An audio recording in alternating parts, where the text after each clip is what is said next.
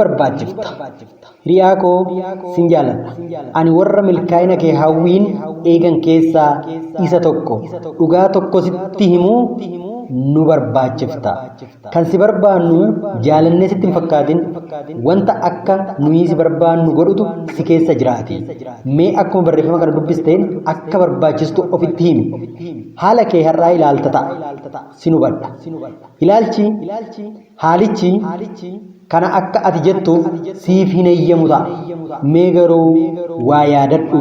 Namoota hedduutu karaa ati darbaa jirtu kana darbaa jira. Rakkinichi si boca, si bilcheessa, akka jiru yaadi.